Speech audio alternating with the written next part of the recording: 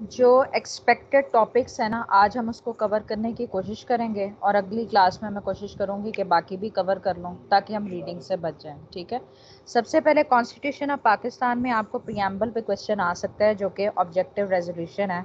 आपको ये पता है कि जब पहली कानून साज असम्बली बनी है तो जो हमारे उस वक्त के प्राइम मिनिस्टर थे लियाकत अली खान, उन्होंने ऑब्जेक्टिव रेजोल्यूशन पास करवाया था असम्बली से, जिसकी बुनियाद पर पाकिस्तान का कॉन्स्टिट्यूशन बनना था। ठीक है। अब उस कॉन्स्टिट्यूशन में किन किन चीज़ों की प्रोविज़न रखनी थी या क्या पर्पस था पाकिस्तान की कॉन्स्टिट्यूशन को बनाने में, वो हम इसमें ये चीज़ें पढ़ेंगे। ठीक है। इसके हवाले से ऑब्जेक्टिव रेजोल्यूशन को कॉन्स्टिट्यूशन का हिस्सा बनाने के लिए आर्टिकल 2A की प्रोविज़न दे दी गई, जिसमें ये कहा गया है कि जो कॉन्स्टिट्यूशन का प्रियम्बल है और जो उसके साथ अनेक्स्टर अटैच है, उसमें जो प्रोविजंस दी गई हैं उन्हें कॉन्स्टिट्यूशन का सब्सटैंटिव पार्ट बना दिया गया है। सब्सटैंटिव पार्ट लॉ का हिस्सा होता है जिसमें राइट्स एंड ड्यूटीज़ या प्रिंसिपल्स बता दिए जाते हैं। ठीक है। अब उसमें क्या कहा गया, ये प्रोविजंस रखी गई हैं कि सॉवरेनिटी इंटायर यूनिवर्स पर किसकी है, अल्लाह की है। Authority people of Pakistan chosen representatives के ज़रिए इसको एक्सरसाइज करेंगे। ठीक है। उसके अलावा इस्लामिक प्रिंसिपल्स की ऑब्जर्वेंस होंगी जिनमें डेमोक्रेसी, फ्रीडम, इक्वालिटी, टॉलरेंस और सोशल जस्टिस होगा। और मुसलमानों की ज़िंदगियाँ इनफरादी इज्तमाही सतह पर किसके मुताबिक ढाली जाएंगी, इस्लामी असूलों के मुताबिक। ठीक है। उसके अलावा माइनॉरिटीज़ को भी एडिक्वेट प्रोविजंस दी जाएंगी ताकि वो अपने रिलीजन को प्रोफेस कर सकें, उसको फैला सकें, उसकी प्रैक्टिस कर सकें और अपने कल्चर को डेवलप कर सकें। ठीक है। इसके अलावा जो भी टेरिटरीज़ पाकिस्तान के साथ मिलेंगी, पहले शामिल हुई है अब जो मिली हैं, वो फेडरेशन बनाएंगे जिसमें तमाम यूनिट्स को खुद मुख्तारी दी जाएगी जो अपनी मुकर्ररा हदूद में रहते हुए खुद मुख्तार होंगी। ठीक है। उसके अलावा फंडामेंटल राइट्स को भी गारंटेड किया जाएगा। ठीक है। उसमें इक्वालिटी से रिलेटेड है। इक्वालिटी किस चीज़ की है, स्टेटस की, अपॉर्चुनिटी की है, लॉ की है, सोशल जस्टिस की है, इकोनॉमिक और पॉलिटिकल जस्टिस की है। ठीक है। इसके अलावा सोचने समझने की, एक्सप्रेस करने की और जो वर्शिप के लिहाज से और एसोसिएशन के लिहाज से फ्रीडम दी जाएगी। ठीक है। उसके अलावा माइनॉरिटीज़ के लिजिटिमेट इंटरेस्ट के हवाले से उनको सेफ गार्ड करने के लिए या जो बैकवर्ड क्लासेस हैं उनको सेफ गार्ड प्रोवाइड करने के लिए एडिक्वेट प्रोविज़न की सहूलत रखी जाएगी। ठीक है। इंडिपेंडेंस ऑफ जुडिशरी को इंश्योर किया जाएगा और साथ ये है कि जो फेडरेशन है उसकी इंटेग्रिटी को सेफगार्ड किया जाएगा, उसकी इंडिपेंडेंस को, जो भी साथ उसके राइट्स इन्वॉल्व हैं। ठीक है। ये ऑब्जेक्टिव रेजोल्यूशन या प्रियम्बल में ये सारी चीज़ें दी गई हैं। अब इसका पर्पस क्या है, इसका पर्पस ये है कि जो पाकिस्तान के लोग हैं वो प्रॉस्पर करें और एक अपना सही मुकाम हासिल कर सकें दुनिया के जो जितने भी ममालिक हैं, और वो इंटरनेशनल पीस और प्रोग्रेस में और ह्यूमैनिटी की प्रोग्रेस में, हैप्पीनेस में अपना किरदार अदा कर सकें, कंट्रीब्यूट कर सकें। अब वो इस हवाले से अपनी रिस्पॉन्सिबिलिटी से भी आगाह हैं, जो खुदा की तरफ, जो बंदों की तरफ है, और जो वो जानते हैं कि पाकिस्तान हासिल करने में जो सेक्रीफाइसेस लोगों ने दिए हैं। ठीक है। इसके अलावा वो उस डेक्लेरेशन पर ईमान लाते हैं जो फाउंडर ऑफ पाकिस्तान ने दिए हैं कि पाकिस्तान को डेमोक्रेटिक स्टेट बनाना है जो कि सोशल जस्टिस के इस्लामिक प्रिंसिपल्स पर उसकी बुनियाद रखी जाएगी। ठीक है। इसके अलावा डेमोक्रेसी को प्रिजर्व किया जाएगा कि कभी ना ख़त्म होने वाली जो स्ट्रगल की थी लोगों ने जुल्म ज़्यादती के ख़िलाफ़, जिसकी बुनियाद पर जमहूरियत हासिल किया गया था, जमहूरियत की बुनियाद रखी गई थी, उसको प्रिजर्व रखा जाएगा। ठीक है। उसके अलावा हम अपनी नेशनल पॉलिटिकल यूनिटी को रिजॉल्व करने के लिए अहद करते हैं और जिसमें एक एजिलिटेरियन सोसाइटी की बुनियाद रखेंगे। एजिलिटेरियन सोसाइटी का मतलब होता है जिसमें सबको एक जैसे हकूक़ व फ़राइज़ दिए जाते हैं। ठीक है। एक नए निज़ाम के ज़रिए इसको इंश्योर किया जाएगा। क्लियर है सबको? बोलने की ज़रूरत नहीं है, आप मैसेज पे यस लिख सकते हैं। ये आपका प्रियम्बल था। अगर आपको ऑब्जेक्टिव रेजोल्यूशन दे दिया जाए या आर्टिकल 2A की प्रोविज़न से कोई स्टेटमेंट बना के दिया जाए तो कंफ्यूज नहीं होना, वो आपसे यही पूछ रहा है। उसके अलावा आर्टिकल 3 में ये कहा गया है कि हर किस्म की जो एक्सप्लॉयटेशंस की फॉर्म है उसको एलिमिनेट किया जाएगा और जो फंडामेंटल बुनियादी असूल हैं उनकी फुलफिलमेंट के लिए हर कोई अपनी एबिलिटी और काम के मुताबिक काम करेगा। ठीक है।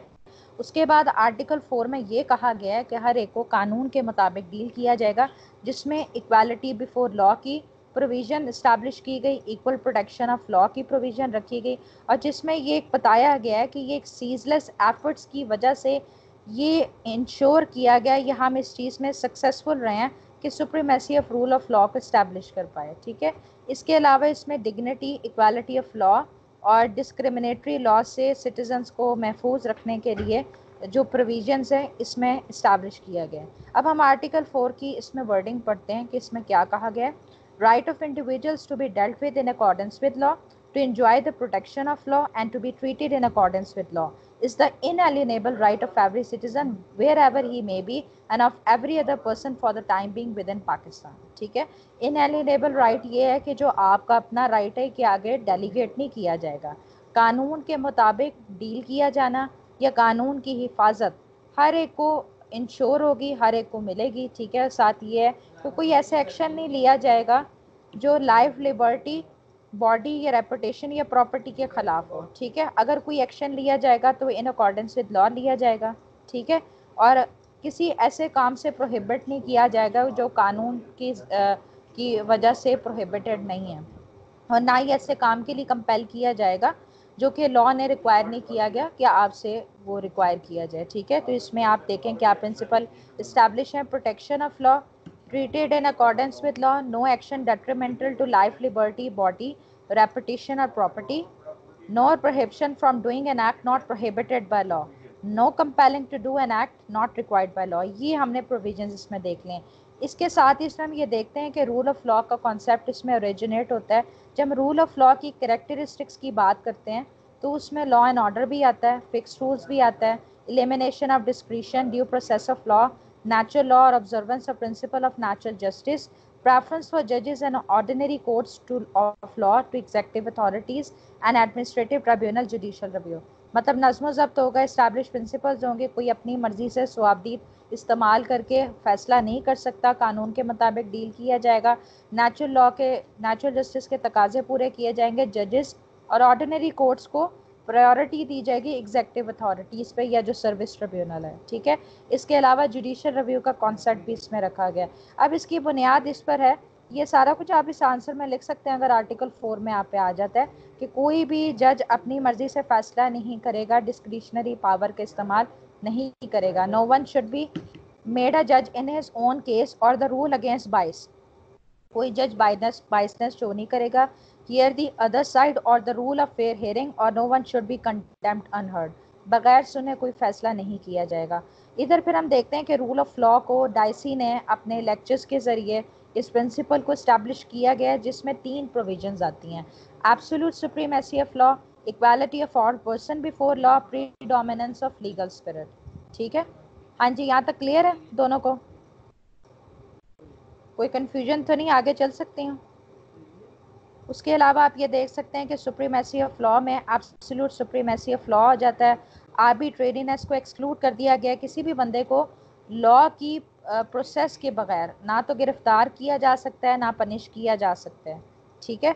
और इस हवाले से अगर किसी को पनिश करना है, कोई वायलेशन करता है, तो उसके लिए ऑर्डिनरी कोर्ट्स इस्टेब्लिश की गई हैं। उसके अलावा इक्वालिटी बिफोर लॉ, ये काफ़ी ज़्यादा पढ़ चुके हैं, बस इसमें ये नई बात है कि इक्वल सब्जेक्शन होगी, और साथ ये है कि कॉन्स्टिट्यूशनल की जो जनरल प्रोविजंस है वो जुडिशियल डिसीजंस की वजह से इस्टेब्लिश हुई हैं, ठीक है।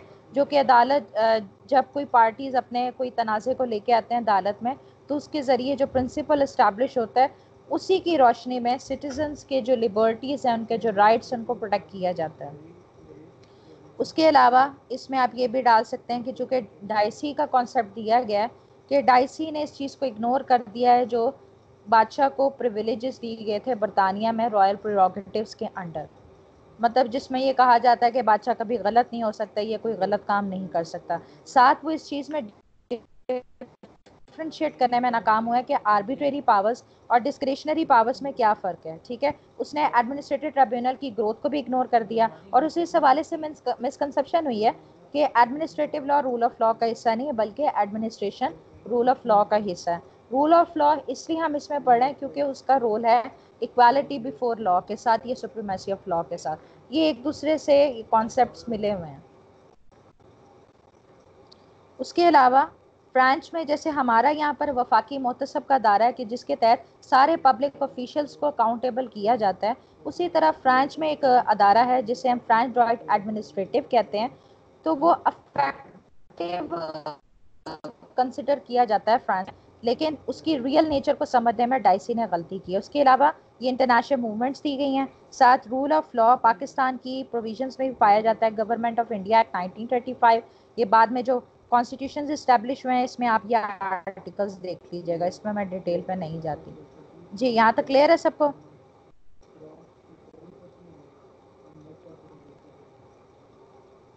उसके बाद उसके बाद ये आर्टिकल 5 आता है कि स्टेट की तरफ, कॉन्स्टिट्यूशन की तरफ लॉयल्टी दिखाई जाएगी और ओबीडियंस दिखाई जाएगी।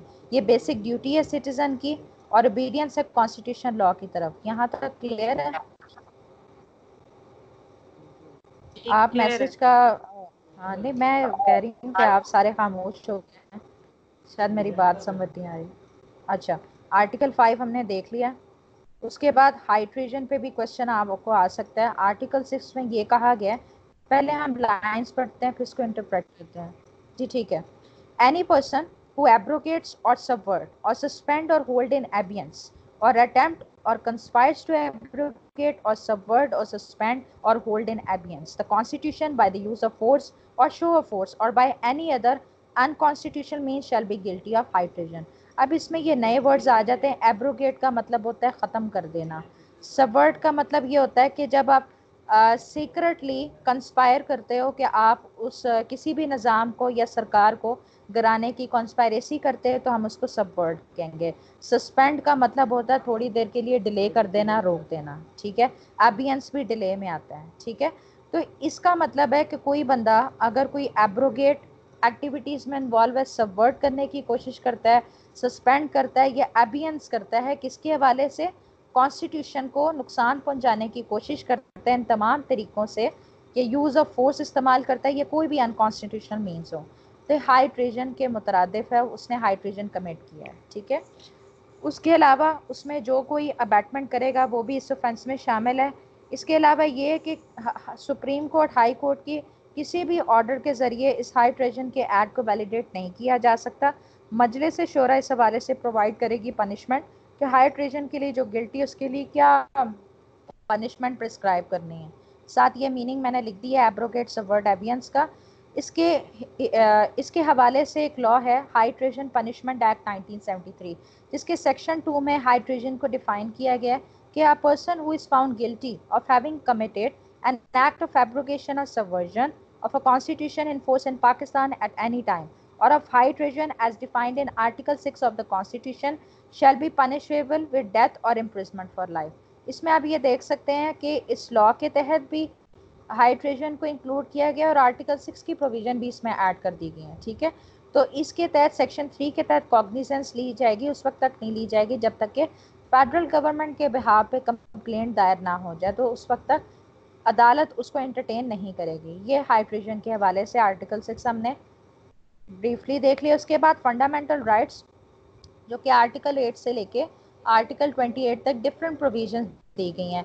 पहले सबसे पहले जनरल प्रिंसिपल्स यहाँ पर ले डाउन हुआ है कि कोई भी ऐसा कानून नहीं बनाया जाएगा जो बुनियादी हकूक़ के ख़िलाफ़ होगा, जिसमें लॉ और कस्टम्स के तहत दोनों प्रोविजन इसमें डाल दी गई, और ना ही कोई ऐसा कानून बनाया जाएगा जो इन कॉन्ट्रोवेंशन बनाया जाए फंडामेंटल राइट्स के। अगर कोई ऐसा कानून बनाया जाता है तो उसको वॉइड डिक्लेयर किया जाएगा। उसके बाद आर्टिकल 9 में सिक्योरिटी ऑफ पर्सन का जिक्र है, जिसमें यह कहा गया किसी की आज़ादी, किसी की ज़िंदगी को नहीं छीना जाएगा सवाए कानून के मुताबिक। उसके बाद आर्टिकल 10 पे भी अलहदा से क्वेश्चन आ सकता है, और ये एक तरह से अक्यूज्ड की ये प्रोटेक्शन के हवाले से भी इसमें जिक्र किया गया, जो कि अरेस्ट और डिटेंशन से रिलेटेड है।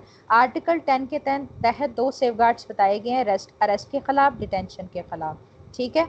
तो अरेस्ट एंड डिटेंशन के ख़िलाफ़ किन किन को सेफगार्ड प्रोवाइडेड है? जो कि क्रिमिनल लॉ के तहत अरेस्ट होते हैं या जो कि प्रिवेंटिव डिटेंशन लॉज के तहत क्या कहते हैं, अरेस्ट होते हैं। दोनों में फ़र्क है। अच्छा, जब क्रिमिनल लॉज के तहत कोई बंदा अरेस्ट होता है तो उसके हवाले से जो सेफगार्ड्स है, सबसे पहले उसको कम्युनिकेट किया जाएगा कि उसको क्यों गिरफ़्तार किया गया है। उसके अलावा उसको कंसल्ट की इजाज़त है, उसको डिफेंड करने का भी इख्तियार है कि कोई लीगल प्रैक्टिशनर के ज़रिए उसको डिफेंड किया जाए, उसको नुमाइंदगी का मौका दिया जाएगा। फिर गिरफ़्तार करके 24 घंटे के अंदर मैजिस्ट्रेट के सामने उसको पेश किया जाएगा। उसमें वो टाइम एक्सक्लूड हो जाएगा जो टाइम लगा है थाने से मैजिस्ट्रेट के पास आने में, जो ट्रैवलिंग का पीरियड है उसको इसमें एक्सक्लूड कर दिया जाएगा।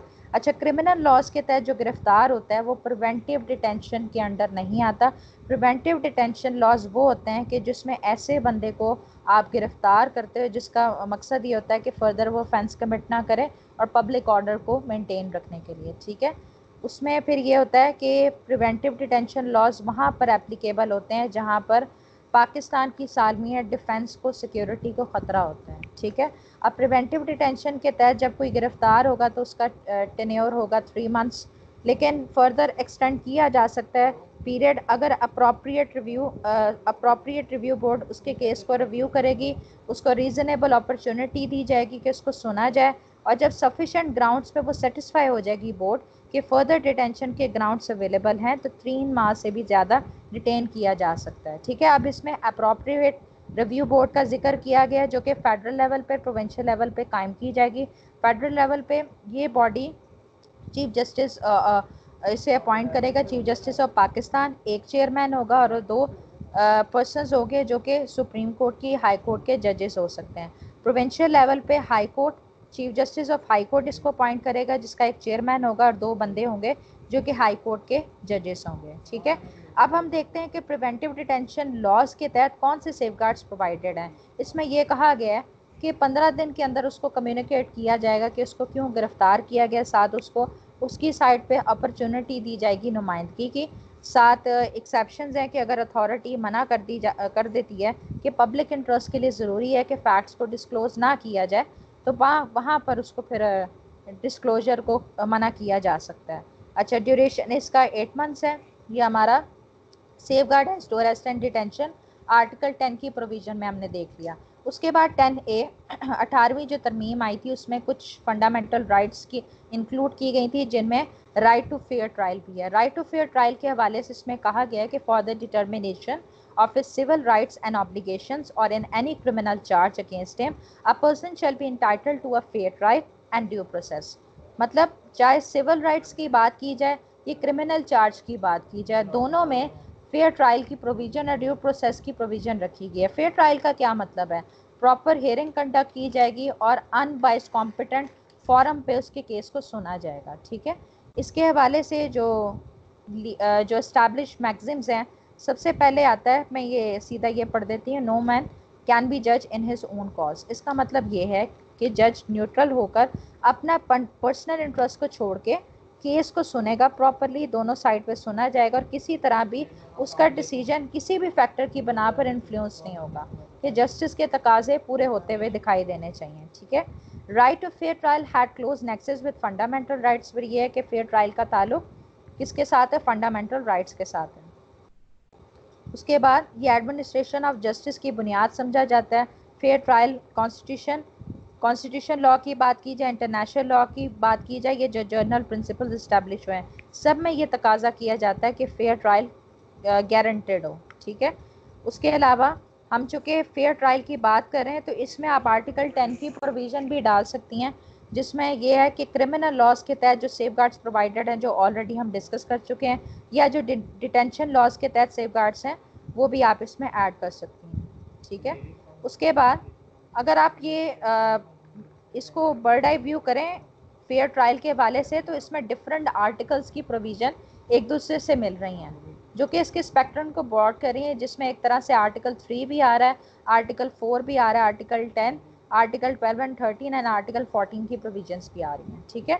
उसके बाद आर्टिकल 10A के बाद हम आर्टिकल 11 पे आते हैं, जिसमें ये कहा गया है कि हर किस्म की जो स्लेवरी है, फोर्स लेबर है, उसको प्रोहिबिट किया गया है और ना ही इस किस्म का कोई लॉ परमिट किया गया है कि इस तरह से वो फैसिलिटेट कर सकता है इसकी इंट्रोडक्शन पाकिस्तान में, ठीक है। उसके अलावा ये कि जिस बच्चे की उम्र 14 साल से कम है उसे किसी किस्म का ख़तरनाक काम या फैक्ट्री के हवाले से माइन में या हज़ार्डियस एम्प्लॉयमेंट में एम्प्लॉय नहीं किया जा सकता। लेकिन ये जो प्रोविज़न है कंपल्सरी सर्विस पे एप्लीकेबल नहीं होती। कंपल्सरी सर्विस में जैसे कि एक ऑफेंस की सज़ा कोई काट रहा है, ये बाय लॉ ये प्रोवाइडेड है कि पब्लिक पर्पस के लिए उसने अपनी ड्यूटी परफॉर्म करनी है, तो वहाँ पर ये प्रोविज़न एप्लीकेबल नहीं होती, ठीक है। उसके अलावा ये कहा गया है कि जो कंपल्सरी सर्विस है क्रूल नेचर की नहीं होनी चाहिए, ह्यूमन डिग्निटी के खिलाफ नहीं होनी चाहिए। उसके बाद आर्टिकल 12 कहा गया है कि रिट्रोस्पेक्टिव पनिशमेंट के खिलाफ प्रोटेक्शन दी गई है। अब इसमें बात आती है कि रिट्रोस्पेक्टिव क्या होता है। Retrospective means having past effect, मतलब कि अगर माजी में किसी लॉ के तहत अगर वो एक्ट पनिशेबल नहीं है, ये एक चीज़ प्रिस्क्राइब कर दी गई है, तो बाद में उस लॉ के तहत आपको लाइबल नहीं किया जा सकता। ठीक है, इसमें दो चीज़ें आती हैं, देखें, no law shall authorize the punishment of person for an act or omission that was not punishable by law at the time of the act or omission, or for an offence by a penalty greater than or of a kind different from the penalty prescribed by law for that offence at the time the offence was committed। ठीक है, जो prescribe penalty है उससे ज़्यादा impact जो prescribe punishment है उससे ज़्यादा नहीं की जाएगी इन्फोर्स, और जो एक्ट पनिशेबल नहीं है तो उसके तहत लाइबल नहीं किया जाएगा। ठीक है, उसके बाद आर्टिकल 13 पे हम डबल पनिशमेंट के हवाले से आते हैं कि जिसमें ये कहा गया है कि आर्टिकल एक चीज़ मैं मिस कर गई, वैसे बता देती हूँ कि सेल्फ इंक्रिमिनेशन आर्टिकल 13 में प्रोटेक्शन दी गई है कि जिसमें ये है कि आपको कंपेल नहीं किया जाएगा कि आप अपने खिलाफ बयान दें या गवाही दें। ठीक है, उसके अलावा आर्टिकल 13 में ये डबल पनिशमेंट की प्रोटेक्शन भी दी गई है कि एक ऑफेंस के लिए एक से ज़्यादा दफ़ा किसी को लाइबल पनिश प्रोसिक्यूट नहीं किया जा सकता। ठीक है, इसमें फिर डबल जुबिलिटी का कॉन्सेप्ट आ जाता है। ठीक है, इसकी एप्लीकेबिलिटी में ये कंडीशंस होना ज़रूरी हैं कि पहले एक ट्रायल चला, उसमें या तो उसको कन्विक्ट कर दिया गया है या एक्विट कर दिया गया है, वो ट्रायल कॉम्पिटेंट अथॉरिटी ने सुना है, वो जो ट्रायल था दो पार्टीज़ के दरमियान था और जो फैक्ट्स हैं उन पे डिसीजन हो चुका है, ये इस पे एप्लीकेबल होंगी। ठीक है, उसके अलावा इसमें मीनिंग दे दिया गया है, जनरल रूल, यही जो चीज़ें मैंने ब्रीफली आपको बता दिया, तो ये आप इसमें देख लीजिएगा। इसके अलावा सिविल में ये रेस्टोटिगेटा के कॉन्सेप्ट से है डबल जुबिलिटी, और क्रिमिनल में डबल जुबिलिटी सीआरपीसी में भी पाया जाता है, सेक्शन 403 ऑफ सीआरपीसी। ठीक है, आर्टिकल 13 की प्रोविज़न भी हमने देख ली। फिर आगे आप ये देख लीजिएगा कि कहाँ पर डबल जुबिलिटी का कॉन्सेप्ट एप्लीकेबल नहीं है। ठीक है, ये इधर दे दिया है। और साथ यूएस कॉन्स्टिट्यूशन में ड्यू प्रोसेस ऑफ लॉ के तहत 5th अमेंडमेंट हुई थी, जिसके तहत ये रिस्ट्रिक्टेड कर दिया गया था कि एक क्राइम के लिए 2 दफ़ा किसी पर्सन को लाइबल नहीं किया जा सकता। ठीक है, उसके बाद आर्टिकल 14 पे आते हैं, जिसमें ये कहा गया है कि डिग्निटी जो आदमी की है उसको नुकसान नहीं पहुंचाया जाएगा और ना ही उसकी प्राइवेसी को आप वायलेट कर सकते हो। ठीक है, इस तरह से उसकी इंडिविजुअल या सोशल लाइफ के हवाले से ये कहा गया कि इंसान रिस्पेक्ट का दर्जा रखती है। ठीक है, जो कि कॉन्स्टिट्यूशन के तहत भी इसको यहाँ पर सिक्योर किया गया। उसके बाद आर्टिकल 15 में फ्रीडम ऑफ मूवमेंट का कॉन्सेप्ट है कि आप freely through out the Pakistan आप उधर रह सकते हो, एंटर हो सकते हो, तो सर्टन आपको रीज़नेबल रिस्ट्रिक्शंस को भी फॉलो करना पड़ेगा। उसके बाद आर्टिकल 16 में फ्रीडम ऑफ असेंबली आता है। ठीक है, कि पीसफुल वे में आप असेंबल हो सकते हैं लेकिन विदाउट आर्म्स और रीज़नेबल रिस्ट्रिक्शंस के मुताबिक। ठीक है, आर्टिकल 17 में फ्रीडम ऑफ एसोसिएशन का जिक्र किया गया कि जिसमें आप अपनी मर्ज़ी से एसोसिएशन बना सकते हैं, यूनियन बना सकते हैं, पॉलिटिकल पार्टी का हिस्सा बन सकते हैं अगर आप ऑलरेडी इन सर्विस नहीं हैं। ठीक है, अगर फेडरल गवर्नमेंट को ये लगता है कि कोई ऐसी पॉलिटिकल पार्टी काम करी जो पाकिस्तान की सालमियत को नुकसान पहुंचाना चाहती है, तो इस मैटर को सुप्रीम कोर्ट को रेफ़र किया जाएगा 15 दिन के अंदर। ठीक है, और पॉलिटिकल पार्टी उनके सोर्सेज कहाँ से जनरेट हो रहे हैं इसके हवाले से वो अकाउंटेबल है। उसके बाद आर्टिकल 18 में ये बताया गया कि आप अपनी मर्ज़ी से लॉफुल ट्रेड बिजनेस कंडक्ट कर सकते हैं। फ्रीडम ऑफ स्पीच आर्टिकल 19 में है कि स्पीच और एक्सप्रेशन की आज़ादी है, साथ ये है कि प्रेस भी आज़ाद है। उसके अलावा राइट टू इंफॉर्मेशन, जिसमें यह है कि जो पब्लिक इम्पोर्टेंस से रिलेटेड जो मैटर्स हैं उसके हवाले से तमाम शहरियों को एक्सेस हासिल है इंफॉर्मेशन की, लेकिन रेगुलेशंस और रीज़नेबल रिस्ट्रिक्शंस इम्पोज की गई हैं। उसके बाद आर्टिकल 20 में ये कहा गया है कि हर शहरी को इस बात की आज़ादी है कि वो अपने रिलीजन को प्रोफेस कर सकता है, रिलीजियस इंस्टीट्यूशंस को मैनेज कर सकता है।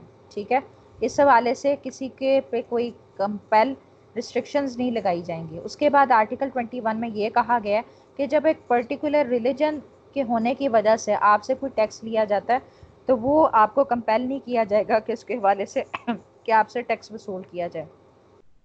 उसके अलावा आर्टिकल 22 में ये कहा गया है कि जो रिलीजन से रिलेटेड एजुकेशनल इंस्टीट्यूशंस बनाई गई हैं उसमें ना तो आप किसी को कंपेल करेंगे कि मजहबी लिहाज से इंस्ट्रक्शंस दी जाएं, ठीक है, और उसमें ये है कि आप अपने प्यूपल्स को उसी कम्युनिटी से रिलेटेड जो हैं उनको आप तालीम दे सकते हैं और उनको एडमिशन दे सकते हैं।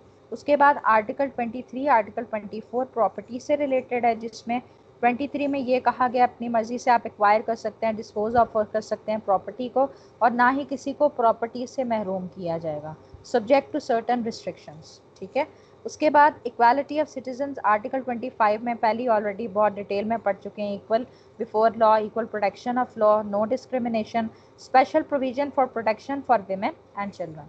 राइट टू एजुकेशन में ये है कि 5 से 16 साल तक की उम्र में फ्री कंपल्सरी एजुकेशन दी जाएगी, और साथ ये है कि पब्लिक प्लेस पे इंजॉयमेंट की गर्ज से उसकी एक्सेस के लिए किसी किस्म का इम्तियाजी सलूक नहीं बरता जाएगा। आर्टिकल 26 में ये बता दिया गया है। उसके बाद आर्टिकल 27 में ये कहा गया कि सर्विस से रिलेटेड किसी किस्म की डिस्क्रिमिनेशन नहीं की जाएगी। साथ ये है कि कल्चर को, स्क्रिप्ट को, जो मसविदात हैं, जो लैंग्वेज है, उसको प्रिजर्व करने की आज़ादी होगी। जी यहाँ तक क्लियर है सबको? कोई सवाल?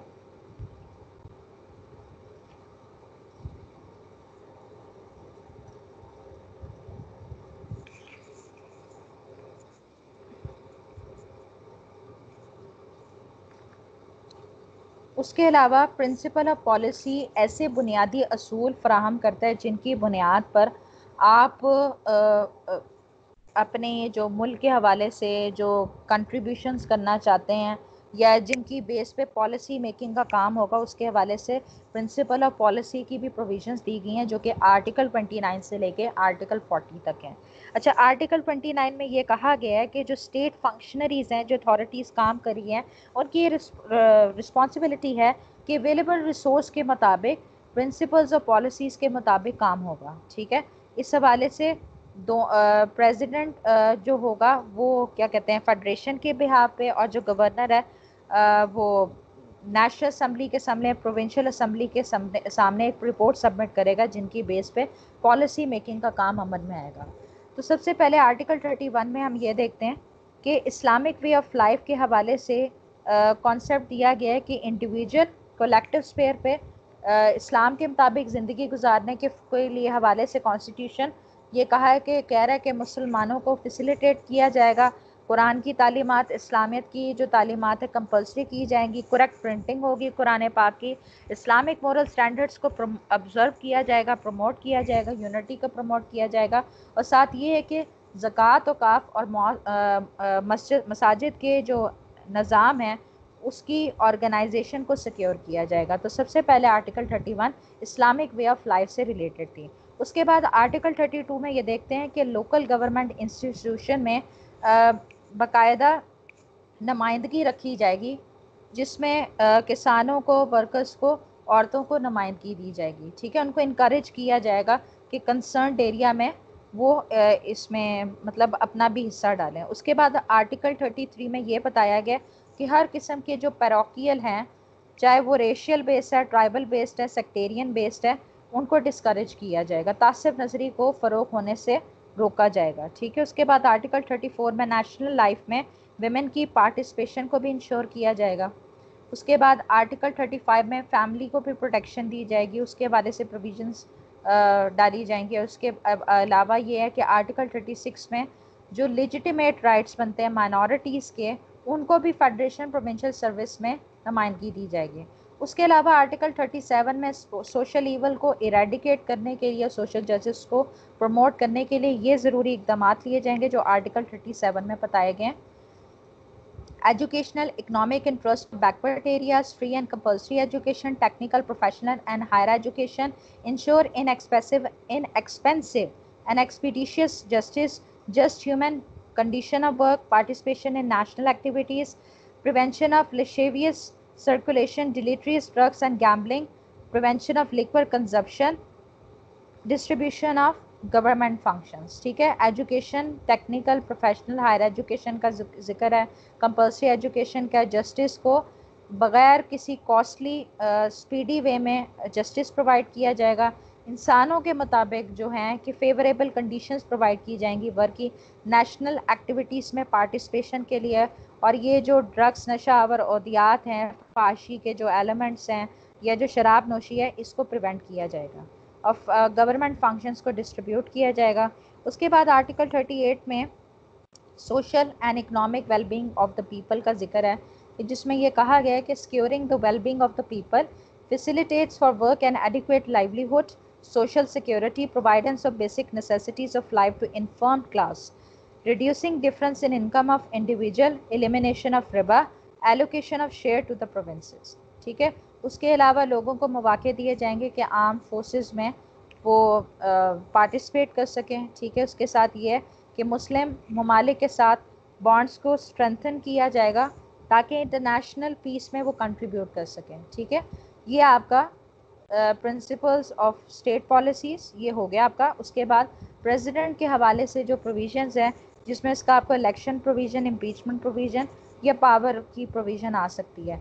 तो आर्टिकल 44, 43, 44 और आगे 45, 47 भी मैंने डाली है इसमें प्रोविज़न जो इम्पोर्टेंट है। 49 भी इसमें मैंने डाल दी है, मैं इधर मेंशन करना भूल गई। और इसकी अपॉइंटमेंट के, इसकी इलेक्शन के हवाले से सेकंड स्केड्यूल इंपॉर्टेंट है। थर्ड स्केड्यूल में ओथ का जिक्र किया गया है। अच्छा, आर्टिकल 41 में ये कहा गया है कि हेड ऑफ द स्टेट होगा प्रेसिडेंट ऑफ पाकिस्तान और यूनिटी ऑफ रिपब्लिक को रिप्रेजेंट करेगा। उसके अलावा प्रेसिडेंट की क्वालिफिकेशन का जिक्र किया है, मुस्लिम हो, 45 years age, qualified to be elected as member of, ये प्रेसिडेंट लिखा गया है, यहाँ पर पार्लियामेंट आना था। अच्छा जी, इसकी इलेक्शन प्रोसीजर सेकंड स्केड्यूल में दिया गया है। और प्रेसिडेंट को मुंतखब करने के लिए इलेक्टोरल कॉलेज की कंपोजिशन का जिक्र यहाँ पर किया गया, जहाँ पर अमेरिकन कॉन्स्टिट्यूशन की झलक नज़र आती है, जिसमें पार्लियामेंट के तमाम मेंबरान शामिल होंगे। ठीक है। उसके बाद ये कि जब सिलेक्शन हो जाएगा तो थर्ड स्केड्यूल के मुताबिक चीफ जस्टिस ऑफ पाकिस्तान के सामने ओथ प्रेसिडेंट देगा। उसके बाद इसका जो टेन्योर है 5 साल है, आर्टिकल 44 के तहत। फिर सेकंड स्केड्यूल में इसकी इलेक्शन का प्रोसीजर बताया गया कि जिसमें ये कहा गया कि जो चीफ इलेक्शन कमिश्नर है इलेक्शन कंडक्ट करेगा और रिटर्निंग ऑफिसर कहलाएगा। उसके अलावा फिर ऑफिशियल गैजेट में नोटिफिकेशन जारी किया जाएगा, जिसमें ये स्पेसिफाई किया जाएगा कि किस दिन नॉमिनेशन पेपर सबमिट करने हैं स्क्रूटनी के लिए। ठीक है। और कितनी तारीख तक वो फाइनल डेट तक अपनी कैंडिडेचर से विड्रॉ कर सकते हैं और किस दिन इलेक्शन कंडक्ट किया जाएगा, उस नोटिफिकेशन में स्पेसिफाई किया जाएगा। उसके बाद नॉमिनेशन पेपर सबमिट किए जाएंगे स्क्रूटनी के लिए कमिश्नर के सामने।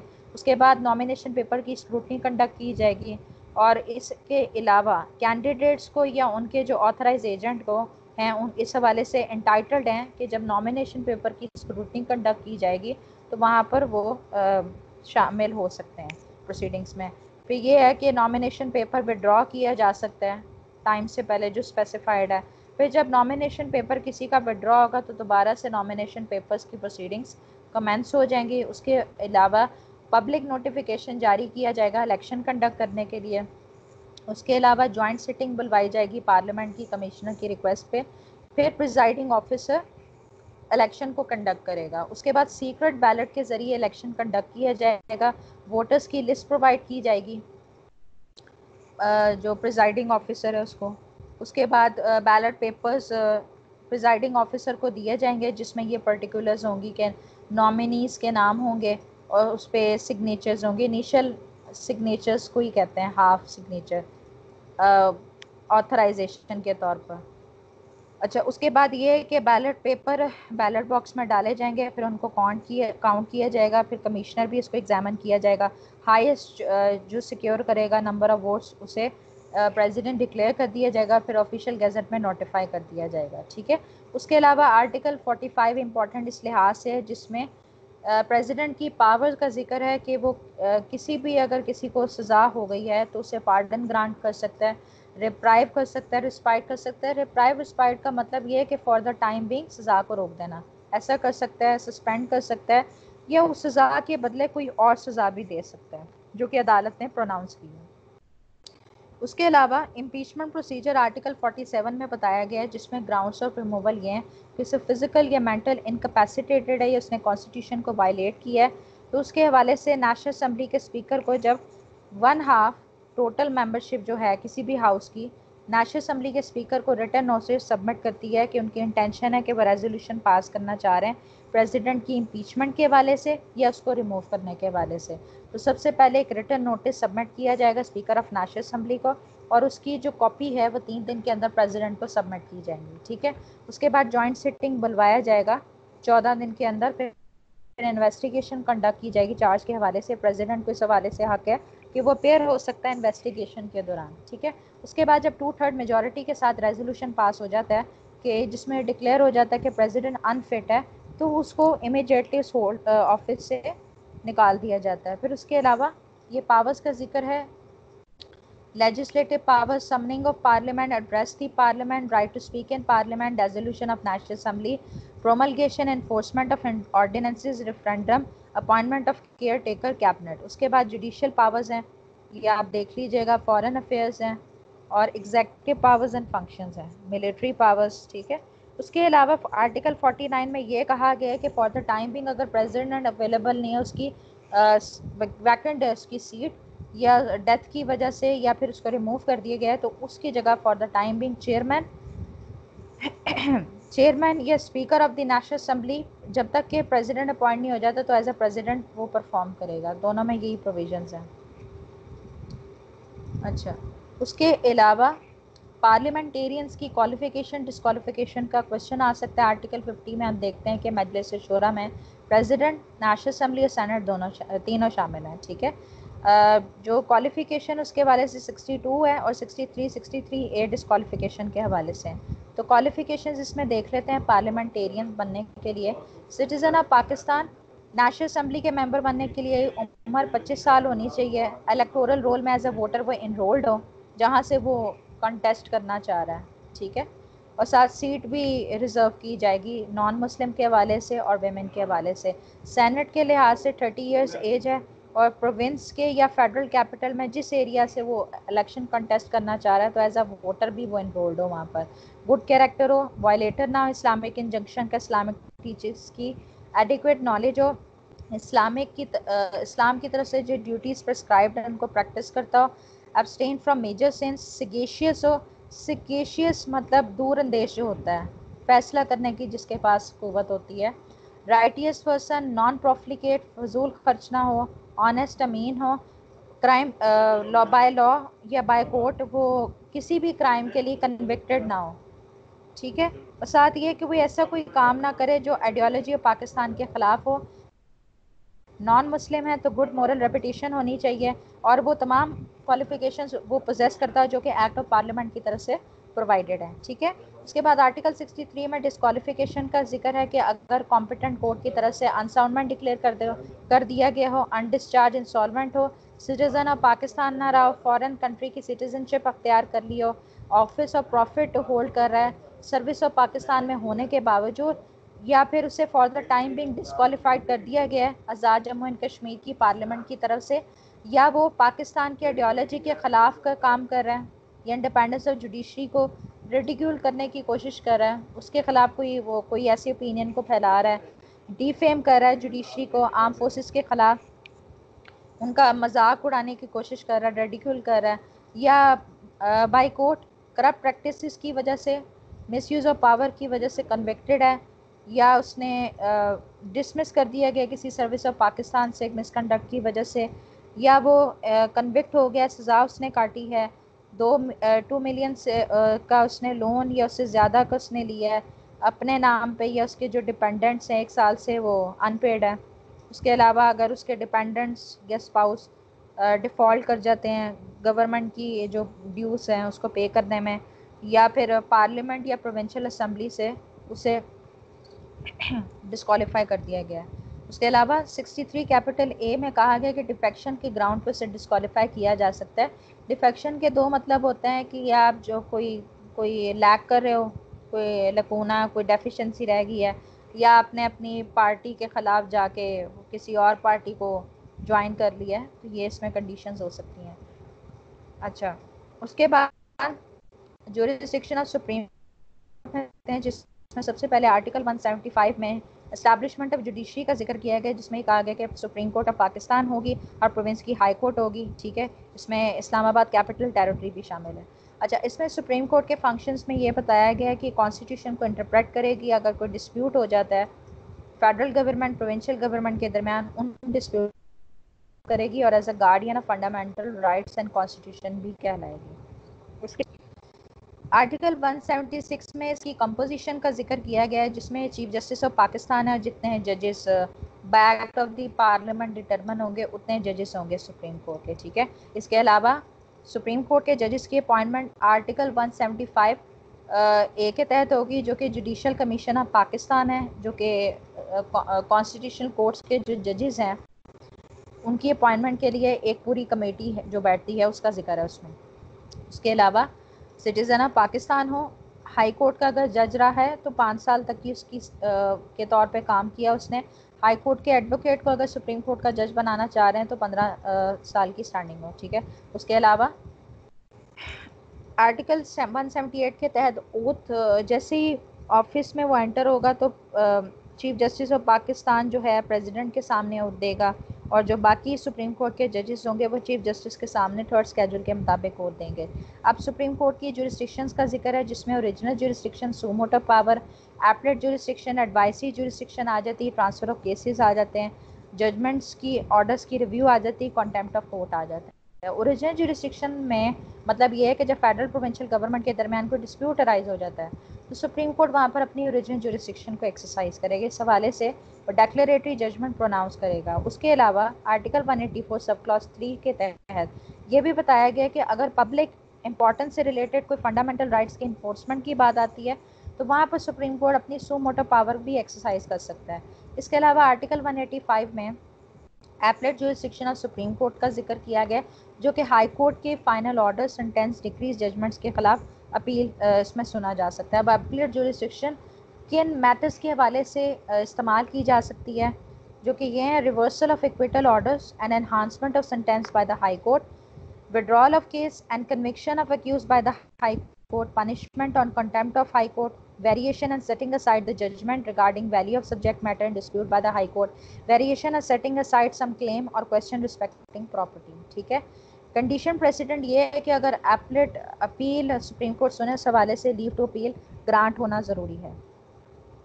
उसके अलावा एडवाइसरी जुरिस्डिक्शन है आर्टिकल 186 के तहत कि कोई भी अगर क्वेश्चन ऑफ लॉ से रिलेटेड कोई इंपॉर्टेंट मैटर है तो वो प्रेसिडेंट सुप्रीम कोर्ट की ओपिनियन के लिए वो मैटर रेफ़र किया जा सकता है, तो इस हवाले से वो क्वेश्चन को कंसिडर करेगी और अपनी ओपिनियन को उसके हवाले से रिपोर्ट सबमिट करेगी प्रेसिडेंट को।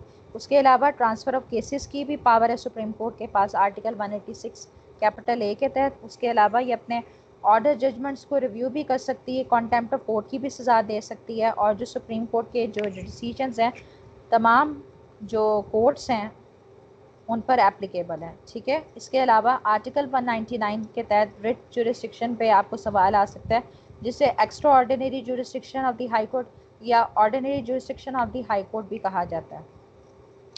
रिट पहले वक्तों में जब क्या कहते हैं अदालत की तरफ से, ये बादशाह की तरफ से जो हुक्मनामा जारी होता था उसको रिट कहते हैं। उसके अलावा पाकिस्तान में रिट जुरिस्डिक्शन कैसे डेवलप हुई है, इस हवाले से रेगुलेशन एक्ट ऑफ 1773 के तहत 3 सुप्रीम कोर्ट्स उस टाइम काम कर रही थी कलकत्ता, मद्रास, बंगाल में, जो कि रिट इशू करने का अख्तियार रखती थी। उसके बाद क्रिमिनल प्रोसीजर अमेंडमेंट एक्ट 1923 के तहत हेबियस कॉर्पस के भी अख्तियार दे दिए गए। उसके बाद गवर्नमेंट ऑफ इंडिया एक्ट 1935 जो कि 1954 में अमेंड हुआ है, उसके तहत हेबियस कॉर्पस, मैंडेमस, सर्शरारी की भी प्रोविजंस इसमें ऐड कर ली गई। उसी सेम पैटर्न पे कॉन्स्टिट्यूशन ऑफ पाकिस्तान 1956, 1962 में भी ये प्रोविज़न पाई जाती है, और 1973 में आर्टिकल 184 और 199 की सूरत में इसको ऐड कर लिया गया, जिसमें हाई कोर्ट और सुप्रीम कोर्ट के अख्तियारात का जिक्र है। अब स्टेट फंक्शनरीज के ख़िलाफ़ ये रिट्स को इशू किया जा सकता है, जिसमें federal, provincial level, local authorities आ जाती हैं, ये जो अथॉरिटीज़ गवर्नमेंट के अंडर काम कर रही हैं। 5 रिटें हैं, हेबियस कॉर्पस, मैंडेमस, सर्शरारी, प्रोहिबिशन, कोवरेंटो, जिसके लिए कंडीशन प्रेसिडेंट ये है कि जब कोई एडिक्वेट रेमेडी अवेलेबल ना हो तब भी हाई कोर्ट की जुरिस्डिक्शन को इन्वोक किया जा सकता है। रिट ऑफ प्रोहिबिशन के तहत ये होता है कि जब स्टेट फंक्शनरीज में कोई ऐसा मतलब जो काम किया जा रहा होता है जो बाय लॉ परमिटेड नहीं है तो उसको प्रोहिबिट कर दिया जाता है ऐसे काम को करने से, ठीक है। सरशरारी में ये कहा जाता है कि जब कोई अथॉरिटी या बाय लॉ ऐसा कोई काम एक्सरसाइज कर रहे हैं जो कानून के मुताबिक नहीं है तो उसे अनकॉन्स्टिट्यूशनल इलीगल वॉइड डिक्लेयर कर दिया जाता है। सरशरारी लैटिन वर्ड से जिसका मतलब है इतला देना, इन्फॉर्म करना, ठीक है। और इसमें लोकस स्टैंड है, किसी भी एग्रीव पार्टी कर सकती है, मतलब ये रिट फाइल कर सकती है, और जो प्रोहिबिशन है वो भी एग्रीव पर्सन कर सकती है। उसके बाद रिट ऑफ हेबियस कॉर्पस की जो रिट है उसमें ये है कि अगर किसी को पब्लिक प्राइवेट कस्टडी में इलीगली डिटेन किया गया है तो जो टेरिटोरियल जुरिस्डिक्शन है हाई कोर्ट की, वहाँ पर ये रिट दायर करके उस पर्सन को पेश करवाया जाता है, ठीक है। तो कोई भी बंदा जो कि इंटरेस्टेड है उस डिटेन बंदे से रिलेटेड हेबियस कॉर्पस फाइल कर सकता है। उसके अलावा कोवरेंटो के तहत ये चैलेंज किया जाता है कि किस अथॉरिटी के तहत आपने ये पोस्ट होल्ड की गई है। तो बेसिकली ये जो इलीगल अपॉइंटमेंट्स होती हैं उसको चैलेंज किया जाता है इसके अंडर। रिट ऑफ मैंडेमस में ये कि फंडामेंटल राइट्स को इन्फोर्स करने के लिए हुक्म दिया जाता है कि वो ये काम परफॉर्म करें, ठीक है। डिटेल्स आप पढ़ लीजिएगा, इसलिए ज़रा जल्दी में किया। अच्छा, कॉन्टेम्प्ट ऑफ कोर्ट पे भी क्वेश्चन आ सकता है जो आर्टिकल 204 के तहत यह बात की गई है। जब ये कोर्ट की बात की जाती है ना तो इसमें कॉन्स्टिट्यूशनल कोर्ट्स आ जाती हैं, हाई कोर्ट सुप्रीम कोर्ट दोनों आती है। अब जिसमें ये कहा गया है a court shall have power to punish any person who abuses, interferes with, or obstructs the process of the court in any way, or disobeys any order of the court, scandalizes the court, or which tends to bring the court or a judge of the court into hatred, ridicule, or contempt, does anything which tends to prejudice the determination of matter pending before the court, interference करता है, abuse करता है, disobey करता है, scandalise करने की कोशिश करता है अदालत को, मतलब कि इस तरह से वो एक्ट परफॉर्म करता है कि उसके साथ कि हेट किया जाए अदालत को, या रेडिक्यूल किया जाए, या तौहीन कर रहा है, या मामले को प्रेजुडिस करने की कोशिश कर रहा है। उसके अलावा कोई भी ऐसा काम जिसे contempt of the court consider किया जाता है। इसके अलावा कॉन्टेम्प्ट ऑफ कोर्ट एक्ट 2012 इसके साथ आप ऐड करेंगी, जिसमें ये कहा गया है कि कॉन्टेम्प्ट ऑफ कोर्ट का मतलब है कि whoever disobeys or disregard any order, direction, or process of a court which he is legally bound to obey, or commits a willful breach of a valid undertaking given to a court, or does anything which is intended to or tend to bring the authority of a court or the administration of law into disrespect or disrepute, or to interfere with the process of law, or lower the authority of a court, or scandalize a judge in relation to his office, or to disturb the order or decorum of the court, is said to commit contempt of the court। अच्छा, contempt of court के हवाले से 3 इकसाम बताई गई हैं कि जिसमें अदालत को स्कैंडलाइज किया जाए, या पार्टीज अब्यूज़ करती है, ठीक है, या प्रेजुडिस करने की कोशिश की जाती है उस मामले के हवाले से जो सुना जा रहा है। अच्छा, अब इसका पर्पस क्या है कॉन्टेम्प्ट ऑफ लॉ जो कॉन्टेम्प्ट के हवाले से ये बनाया गया है कि डिग्निटी या ब्राइटनेस ऑफ द कोर्ट्स बरकरार रखी जाए, और साथ ये कि जो जस्टिस प्रोवाइड कर रहे हैं उनकी प्रोटेक्शन के लिए ज़रूरी है कि बगैर किसी शक व शुबहात के वो जस्टिस को एडमिनिस्टर करें।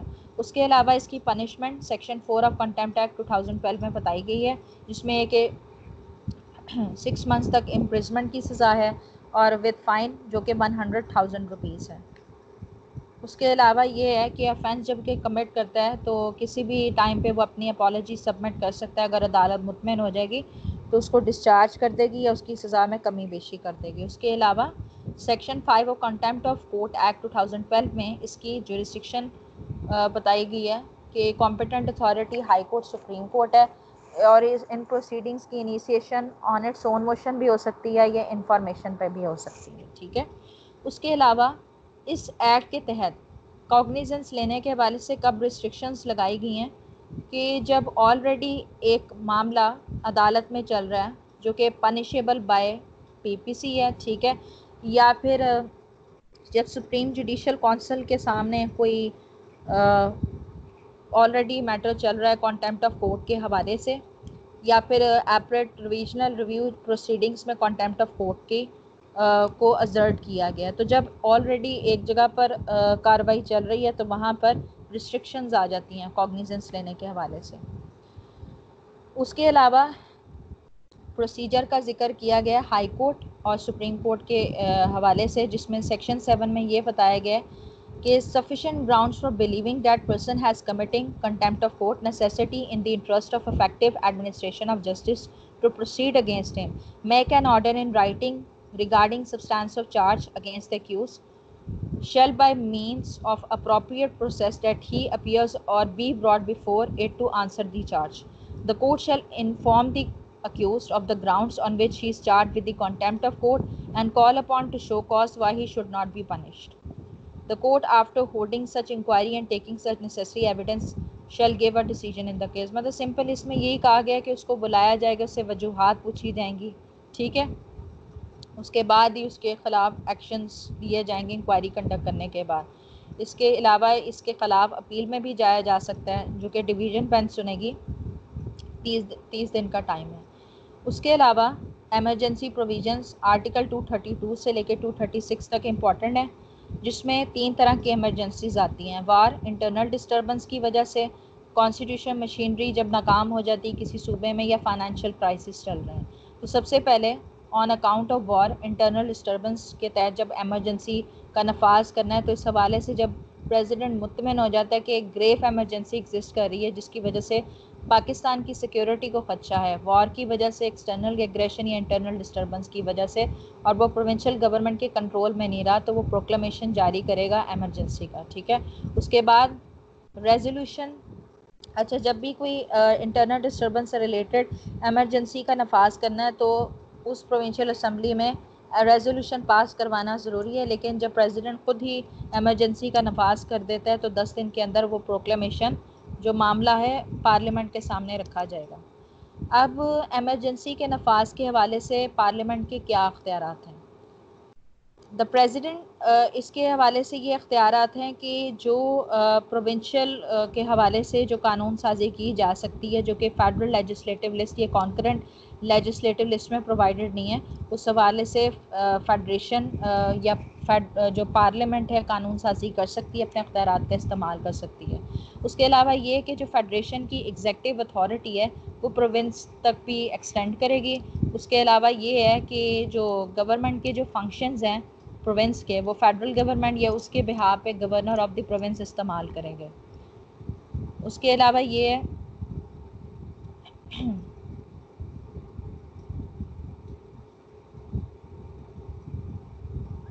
ड्यूटीज़ इम्पोज की जाएंगी, जिनमें पावर्स कन्फरिंग भी इसमें आ जाती है। इसमें यह है कि नेशनल असम्बली का जो टेन्योर है वो एक्सटेंड कर दिया जाएगा, और उसके बाद 6 माह के बाद ये एक्सपायर हो जाएगा जब प्रोक्लेमेशन सीज कर जाएगी।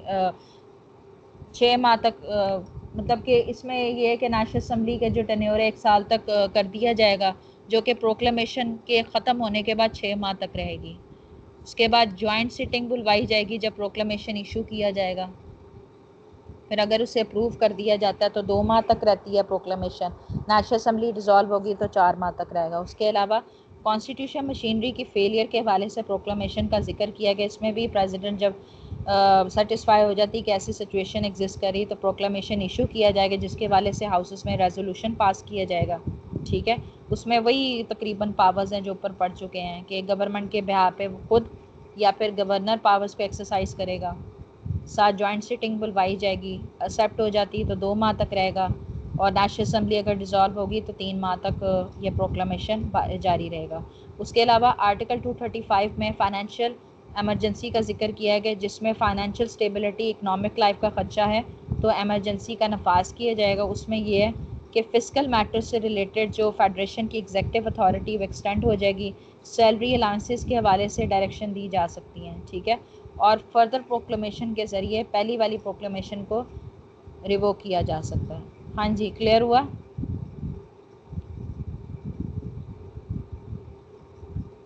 जी क्लियर है।